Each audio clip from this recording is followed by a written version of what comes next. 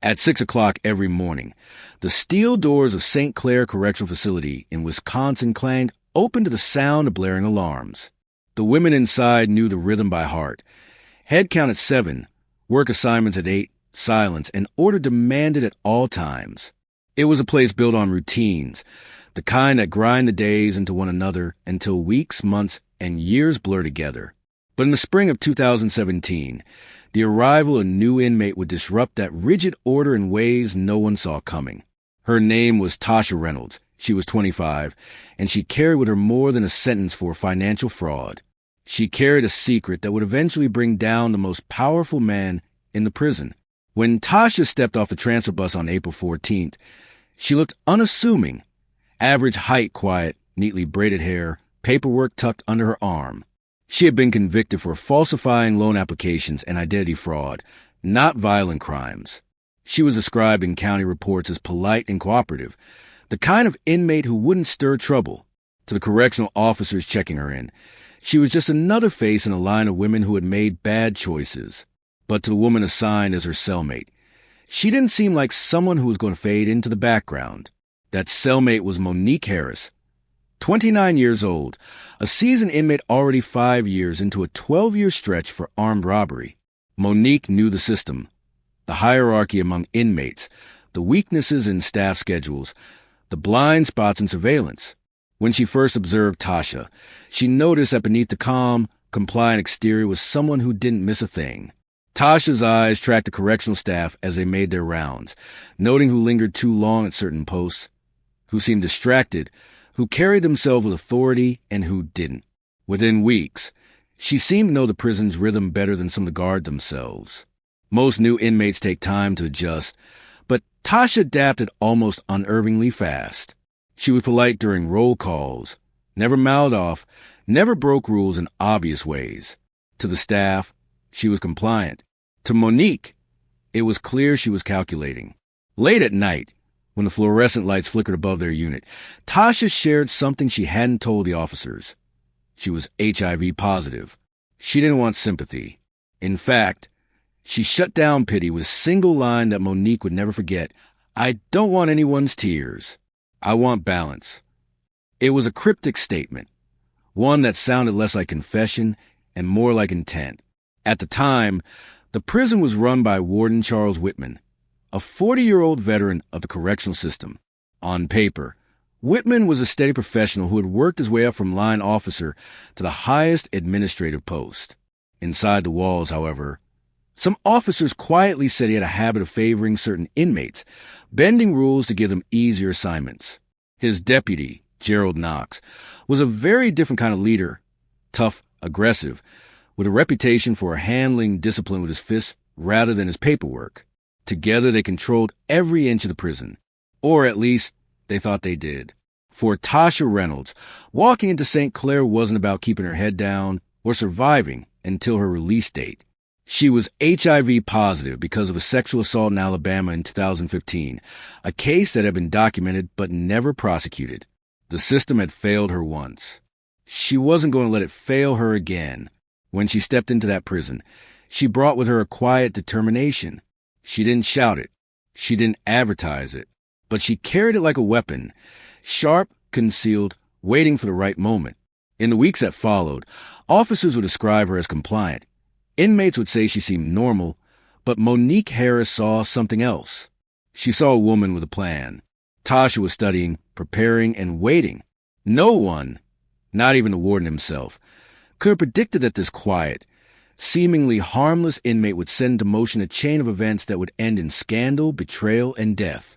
Because in prisons, power usually flows in one direction, from guards to inmates, from wardens to the powerless. But Tasha Reynolds was about to flip that current. She knew something about leverage, and before long, she would use it to take down the man who thought he controlled everything inside those walls.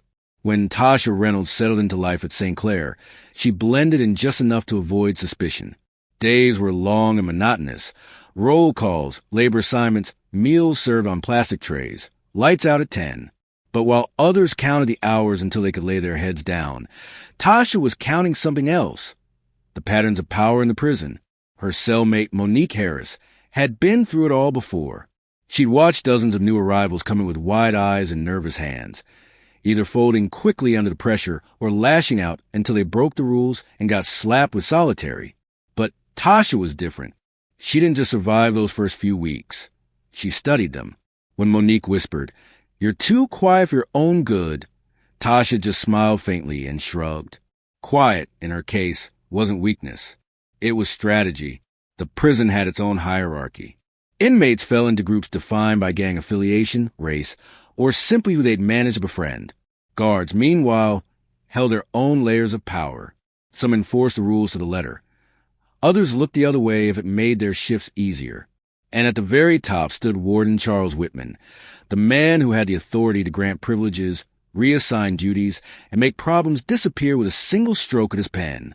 Whitman was well-liked by some staff, feared by others. He had a reputation for knowing which inmates to keep close and which to bury in hard labor assignments. More than once, Monique had warned younger inmates, "If he takes notice of you, it's either a blessing or a curse. There's no in-between." Then there was Deputy Gerald Knox. Knox was the muscle behind the administration. While Whitman played politics, Knox played enforcer. He was a kind of officer who didn't need to shout. His presence was enough. Tall, broad-shouldered, with a jaw set like stone, he patrolled the halls with heavy boots that echoed long before he appeared. Inmate complaints about his discipline methods had piled up for years, but investigations never went anywhere. In prison, the word of an officer outweighed the word of a prisoner every time. Tasha saw it all. She kept her head down in the kitchen, scrubbing pans, mopping floors, serving food to women who barely noticed her. But behind that lowered gaze, she memorized shifts, tracked Knox's patterns, and noted which officers gravitated toward Whitman. It was like watching a chessboard being set up, each piece moving in predictable ways. At night, back in the cell, she began opening up to Monique. One evening, under the dull flicker of the overhead light, she told her cellmate something that changed the way Monique looked at her forever. "I'm HIV positive." Monique froze. In a place where gossip spread faster than contraband cigarettes, such a revelation could ruin someone. But Tasha didn't whisper it in fear. She said flat, steady, almost defiant. When Monique asked how, Tasha explained the assault in Alabama 2 years earlier. She talked about the police report that went nowhere, the lack of prosecution, the silence that followed. Her voice never cracked, but her eyes carried the weight of betrayal that went far deeper than a prison sentence. "I don't want pity," she said firmly. "I just want balance." The word stuck with Monique. Balance. It didn't sound like resignation. It sounded like purpose. As if Tasha had walked into St. Clair not to serve her time quietly, but to tip the scales that had been tilted against her for too long. Still, outwardly, nothing seemed unusual. Staff noted her as compliant. She answered yes, ma'am, and no, sir, when spoken to. She kept her uniform neat, her posture unthreatening. But Monique, seasoned enough to read between the lines, saw a woman quietly mapping out the very system that confined her. The warden, the deputy, the guards, they thought they controlled everything. But Tasha Reynolds was learning exactly how much power a single prisoner could wield when she was patient, observant, and armed with nothing to lose. In the rigid order of St. Clair, Tasha was about to become the anomaly, the one element no one could contain. And though no one realized it yet, her presence would set in motion a story of seduction, betrayal, and death that would unravel the institution from the inside out. By May of 2017, Tasha Reynolds had learned enough about the rhythms of St. Clair to know where opportunity lived, and where power let its guard down. The kitchen, where she'd been assigned, offered no such freedom. Under constant supervision, inmates cooked, scrubbed, and served while officers lingered nearby. But the library was different. Fewer eyes, longer stretches of quiet, and more chances for private conversations. That was where leverage could be built, and Tasha wanted in. She filed a transfer request, formally citing interest in clerical work. Normally, these requests took weeks to review and often ended up denied. But this one was signed off in just days, directly by Warden Charles Whitman himself. The speed raised eyebrows, but no one openly questioned it. When the warden wanted something done, It was done. Within a week of starting in the library, Whitman began appearing there. At first, it was under the pretense of inventory checks or policy updates. The library wasn't exactly a hotbed of administrative concern, yet his name began showing up on the staff logs more and more. By late May, he had visited at least 6 times, often at hours that didn't line up with official business. The interaction started innocently enough. A comment about organization, a reminder about schedules. But soon Whitman lingered, talking about his long career, the strain of leadership, the loneliness of his position. To the casual observer, it might have looked like a warden checking in on his staff. To Monique Harris, who heard about it later from Tasha, it was obvious something else was happening. "You're baiting him," Monique said one evening when Tasha described conversations. "No," Tasha replied calmly. "I'm letting him walk into it himself." It wasn't seduction in the traditional sense. Tasha didn't flirt or act desperate. Instead, she projected exactly what Whitman wanted to see. Someone who seemed vulnerable, who listened without judgment, who respected his authority. And Whitman, a man accustomed to being in control, mistook her measured silence for trust. But behind the scenes, Tasha was already building a record. She carried a small spiral notebook in her belongings, seemingly harmless, but every page was a meticulous log. Dates, times, phrases Whitman used, even the way he leaned against the desk or lowered his voice when he thought no one could hear. The notebook was a ledger of his weakness, and she wrote with precision, her neat handwriting concealing the explosive weight of the truth it held. By June, the library had become their stage. Inmates noticed that Whitman would stay for long stretches with Tasha, standing a little too close, speaking in tones too casual for the setting. Staff whispered but never confronted him. No one wanted to question the warden. Deputy Knox, though, was seen passing by the library doors now and then. He rarely entered, but his cold glance suggested he knew what was going on and chose not to interfere. The real escalation came mid-June. Alone in the stacks, Whitman crossed the line. A hand brushed against Tasha's shoulder, a lingering pause too deliberate to dismiss. Days later, he arranged for her to enter his private office under the excuse of filing documents. The imbalance of power was on full display. It wasn't force in a physical sense. He didn't strike her, didn't drag her. But in a prison, consent between a warden and an inmate cannot exist. The relationship was now official misconduct, no matter how it looked from the outside. Tasha anticipated this turn. She didn't resist or raise alarms. Instead, she documented. Her notebook grew thicker.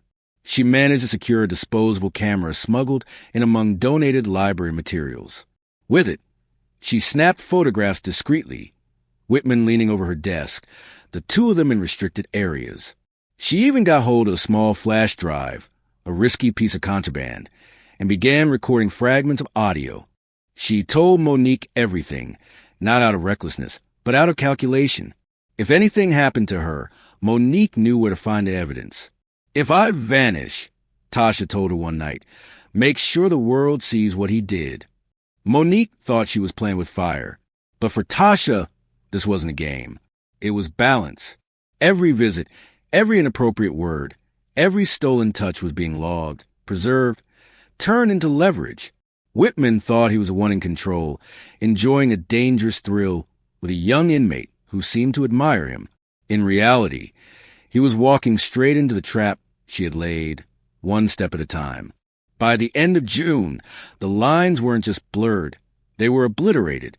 Other inmates had noticed, whispers echoing through the cell blocks about why the warden spent so much time in the library. Officers had their suspicions, but chose silence. And Tasha Reynolds, who had entered St. Clair looking like just another face in the crowd, now held a secret that could destroy the most powerful man in the facility. She wasn't seducing him for pleasure. She was gathering ammunition. And the notebook hidden under her mattress was no longer just a diary. It was a weapon, one that could turn the balance of power upside down in ways that would soon prove deadly. By the middle of June, what had begun as lingering conversations in quiet aisles of the library tipped over into something far more dangerous. Warden Charles Whitman, A man who had spent 2 decades in corrections without a blemish on his official record, now found himself entangled with an inmate, and not just any inmate, Tasha Reynolds, who had quietly prepared for this moment from the day she arrived. On June 17th, Whitman made his move. It was late in the afternoon when he called Tasha into his office under the pretense of filing paperwork. No other staff were present. No cameras recorded what happened. The walls of that office had seen countless memos and disciplinary reports, but that day, they bore silent witness to an act that stripped away the illusion of authority. Whitman initiated physical contact. What followed could never be considered consensual under the law, because the imbalance of power was absolute. To the outside world, it might have looked like a secret affair inside the prison system. It was classified as misconduct of the highest order, an offense that could end careers and land men like Whitman behind bars themselves. Tasha, however, did not appear shaken. In fact, she had been expecting this moment. That night, in the pages of her spiral-bound notebook, she recorded everything. The date, the time, his words, his gestures. The entries were neat, deliberate, as if she were archiving evidence rather than writing thoughts. Alongside those notes, she tucked away a new set of photographs she had taken in recent weeks, placing Whitman squarely in places and positions no warden should ever be with an inmate. Meanwhile, not everyone in the prison was blind to the shift in dynamics. Dr. Leonard Brooks, the prison's medical director, grew increasingly concerned. On June 22nd, he sent a formal memorandum to Whitman, reminding him that Reynolds was HIV positive and stressing the need for strict adherence to medical protocols. The warning was clinical but clear. Any breach of boundaries could have serious consequences. When no acknowledgement came, Brooks repeated himself on July 3rd, his second memo even more pointed, warning of liability for the administration if health protocols were ignored. Both memos went unanswered. Whitman carried on, visiting the library, summoning Tasha under flimsy excuses, crossing lines as if nothing had changed. But behind his measured exterior, unease was spreading. Then came the day that shattered whatever control he thought he still had. On July 15th, Whitman received the results of a private test he had taken at an off-site clinic in Milwaukee. The words on the page were unambiguous. He was HIV positive. For a man who had built his identity on discipline and control, the diagnosis was like a crack through glass. He didn't report it, didn't tell his superiors, didn't follow protocol. Instead, he called Tasha to his office 2 days later, slamming the test results on the desk and demanding answers.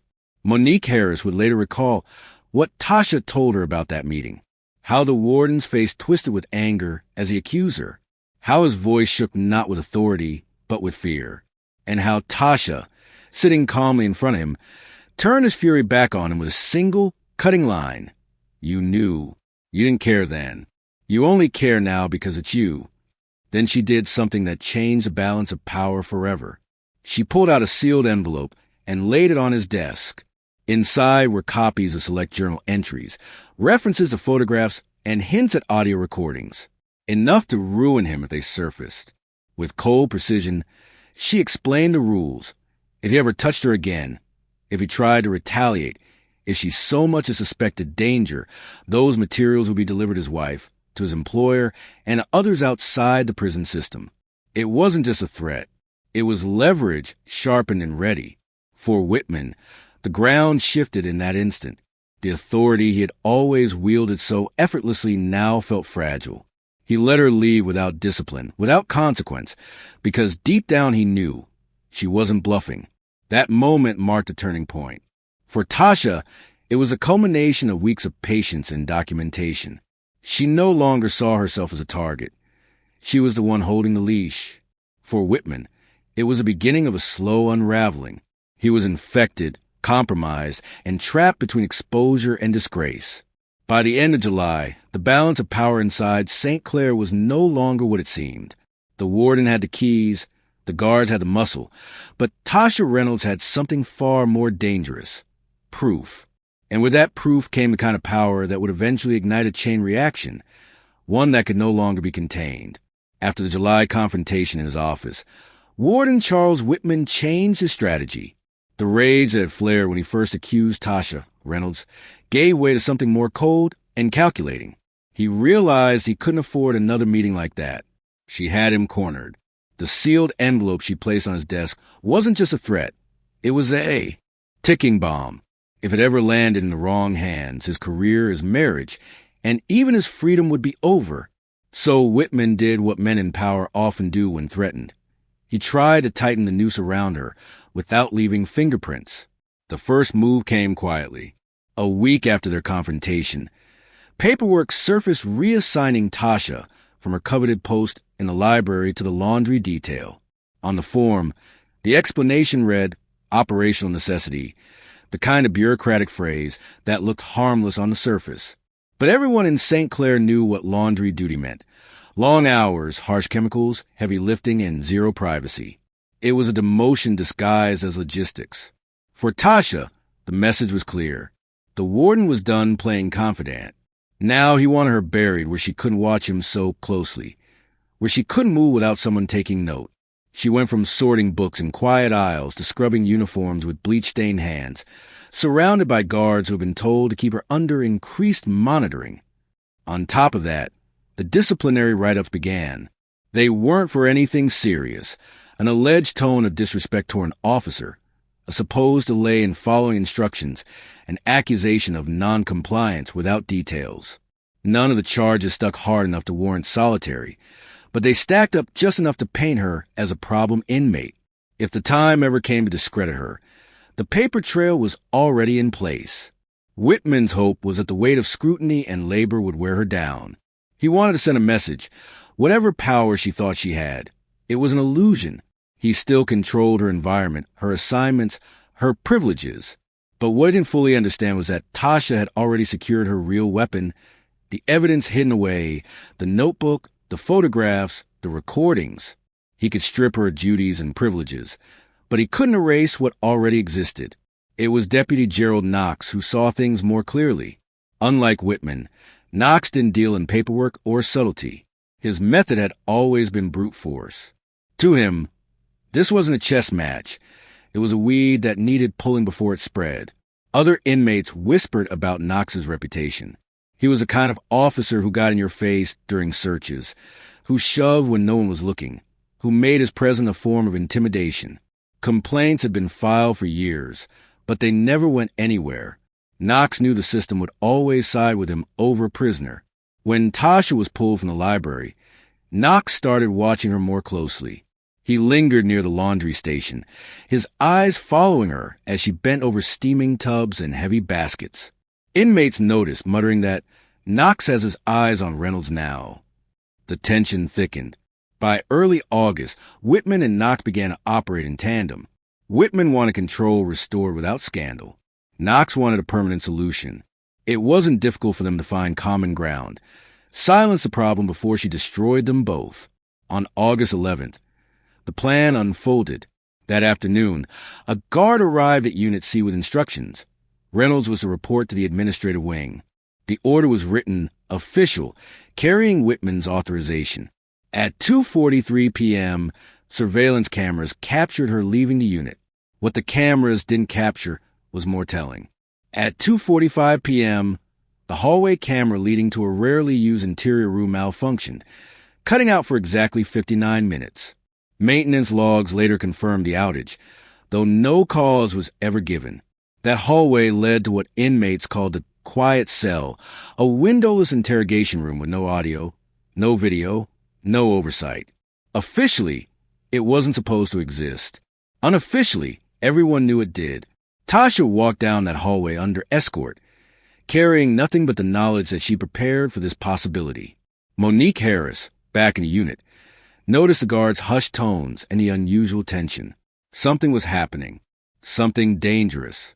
Inside the quiet cell, Deputy Knox was waiting.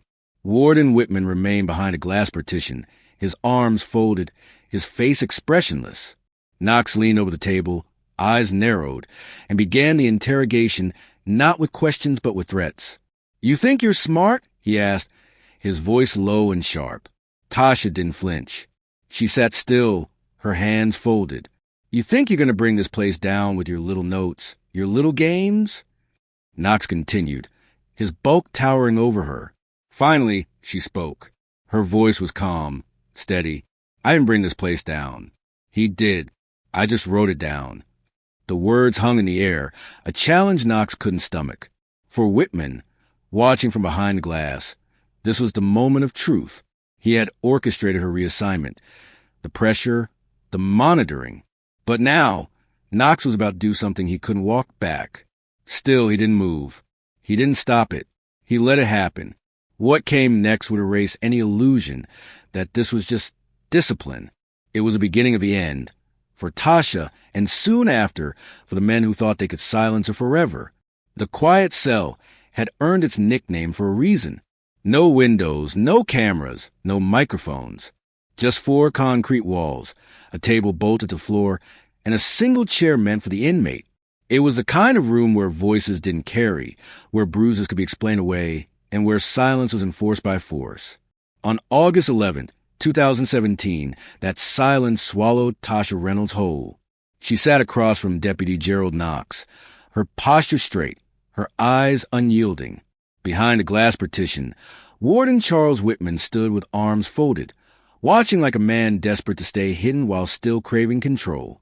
Knox leaned in close, his hands braced on the table.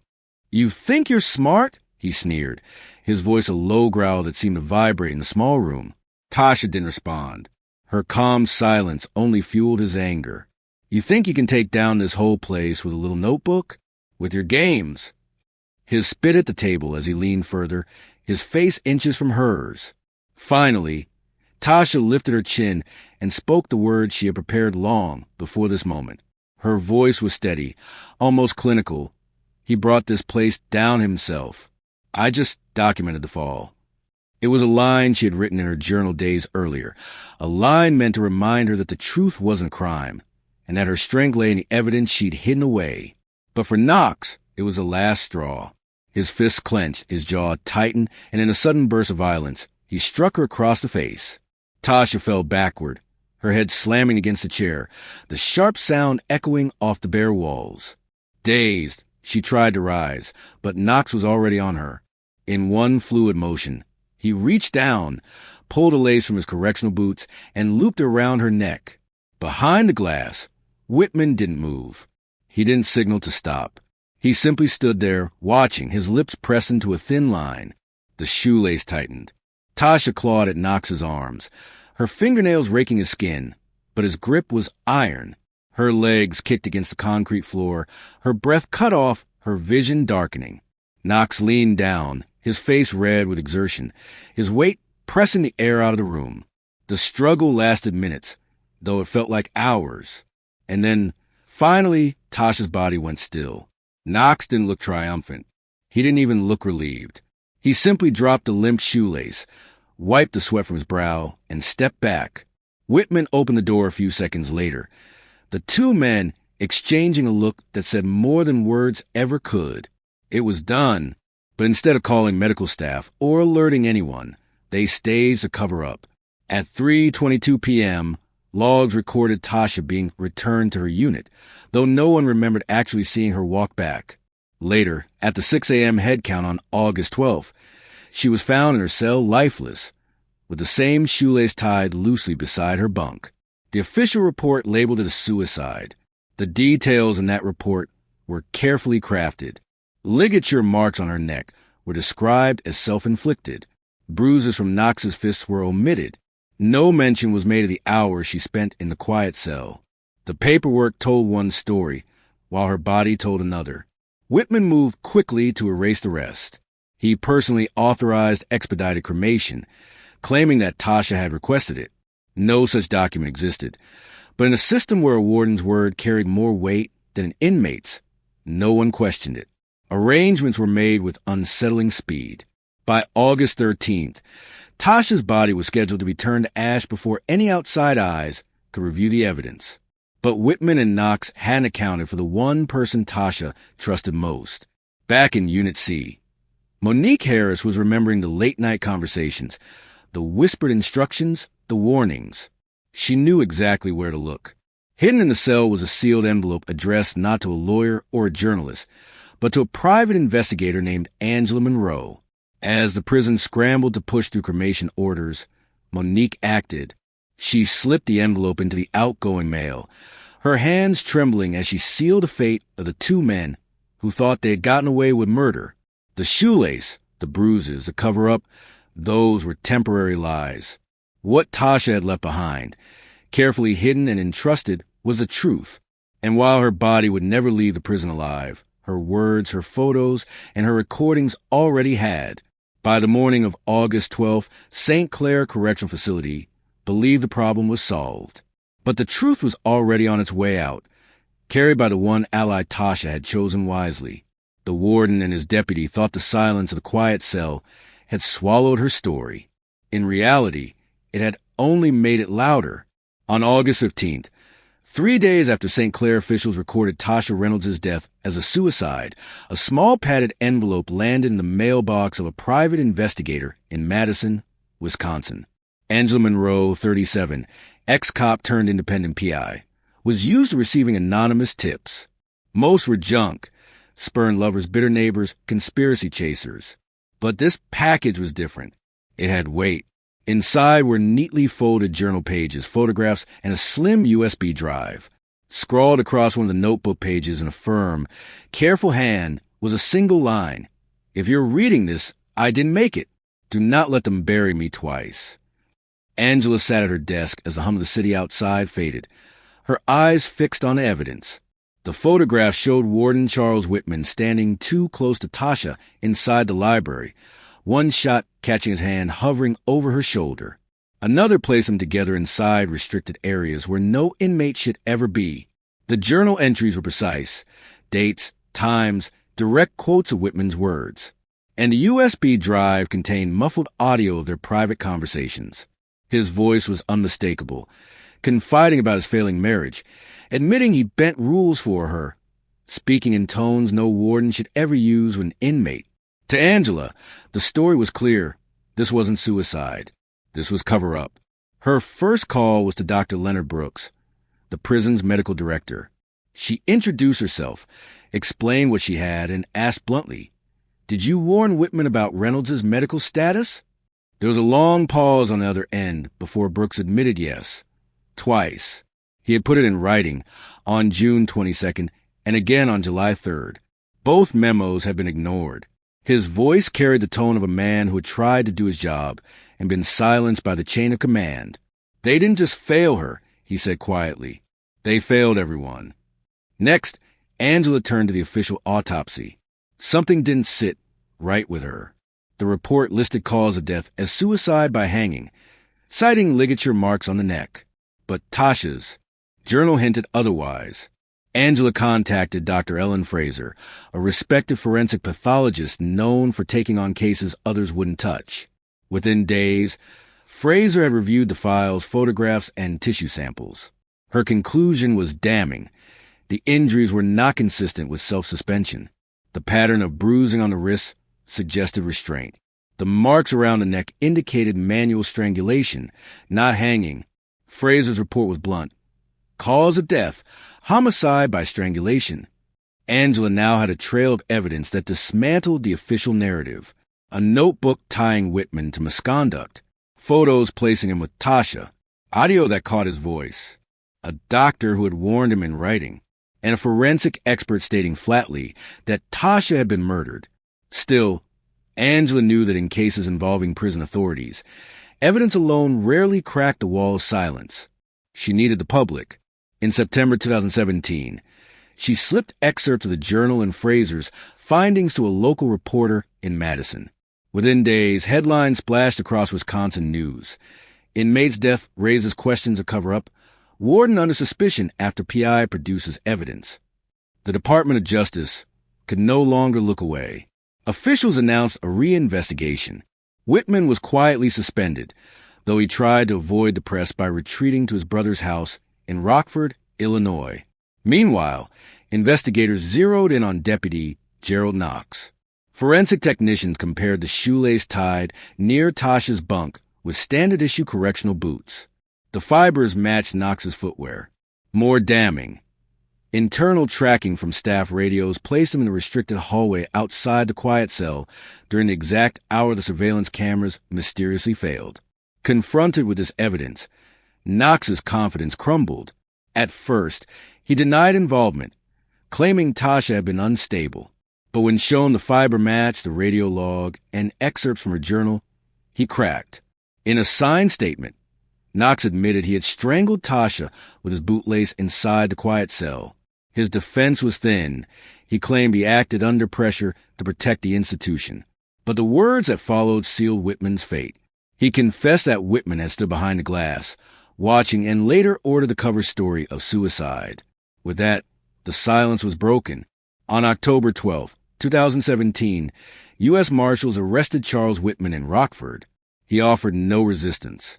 Shackled, he was extradited back to Wisconsin, where prosecutors prepared charges of first-degree homicide, custodial sexual misconduct, abuse of power, and obstruction of justice. The case didn't stop there. Forensic investigators revisited Tasha's HIV records and finally processed a rape kit collected in Alabama in 2015. DNA matched a former police officer named Marcus Hill, dismissed from service in 2016 for unrelated misconduct. His arrest for sexual assault and intentional transmission of a communicable disease added another layer to the case. What began as a silencing of an inconvenient inmate now stretched back years, exposing systemic failures across state lines. For Angela Monroe, the chain of events was bitter validation. Tasha had known she might not live to see justice. That's why she'd hidden the envelope, trusted Monique Harris, and documented everything so meticulously. She hadn't been naive. She had been prepared. In the end, what Whitman and Knox thought they buried inside the quiet cell had clawed its way back into daylight. And with it came the collapse of two careers, the unmasking of a predator, and the shattering of the illusion that St. Clair Correctional Facility could keep its secrets locked away. The trial of Warden Charles Whitman and Deputy Gerald Knox began in early 2018 in a packed Milwaukee County courtroom. From the start, the proceedings felt less like a routine criminal trial and more like the public reckoning of an entire institution. Reporters filled every seat.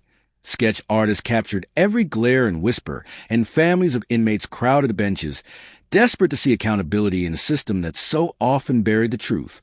At the center of it all was the memory of Tasha Reynolds.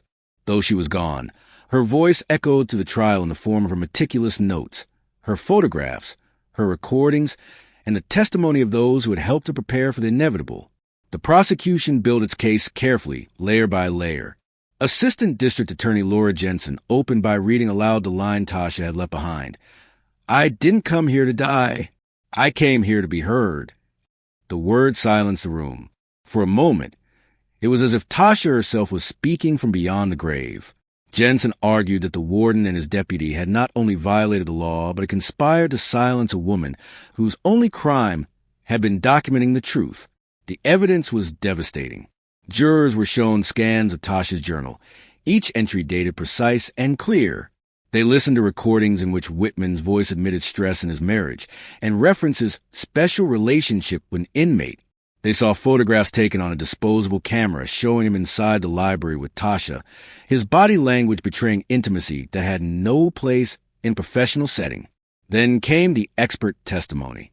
Dr. Ellen Fraser took the stand, her credentials in forensic pathology giving weight to every word.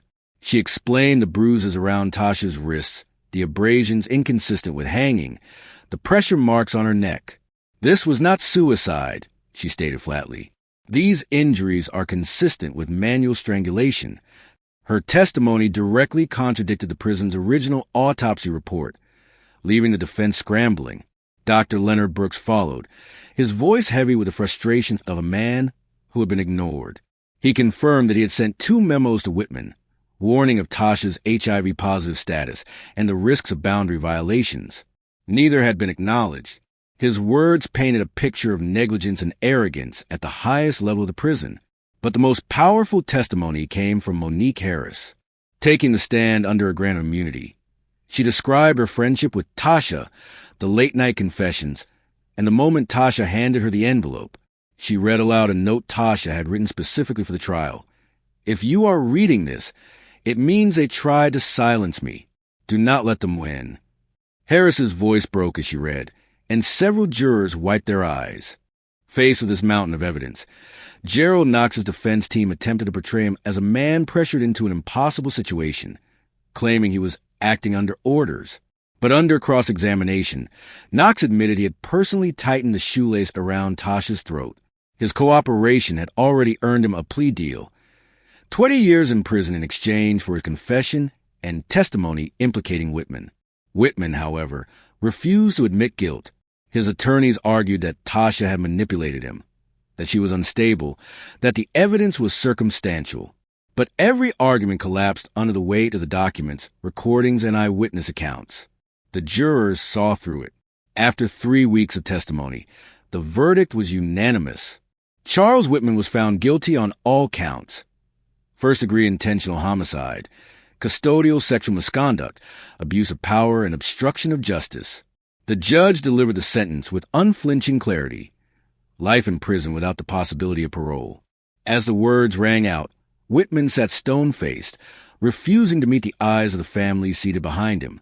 Gerald Knox, already sentenced under his plea deal, was let out of the courtroom with little fanfare. 20 years behind bars awaited him, the same bars he had once used to cage others. The story didn't end in Wisconsin. In Alabama, the DNA results from Tasha's long-forgotten rape kit finally caught up with Marcus Hill, the former police officer who had assaulted her in 2015. Hill was tried separately, convicted of felony sexual assault and intentional transmission of a communicable disease, and sentenced to 30 years in state prison. For Tasha, justice came years too late, but it came nonetheless. The aftermath reshaped lives. Dr. Brooks, disillusioned with the system, resigned from the Department of Corrections and opened a medical clinic in Milwaukee dedicated to providing care for HIV-positive patients, including former inmates. His new mission was advocacy and reform, ensuring that what happened to Tasha would not be repeated in silence. Monique Harris, whose courage in preserving and mailing Tasha's evidence had cracked the case open, received a reduced sentence and was transferred to a lower security facility in Minnesota.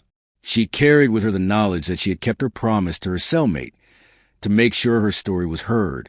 As for Tasha Reynolds, she was buried in Milwaukee through state arrangements. There was no headstone, only a numbered marker in a municipal lot. On the surface, it looked like anonymity, another forgotten inmate laid to rest. But to those who followed her story, the marker wasn't a sign of erasure. It was a symbol of the silence she refused to accept.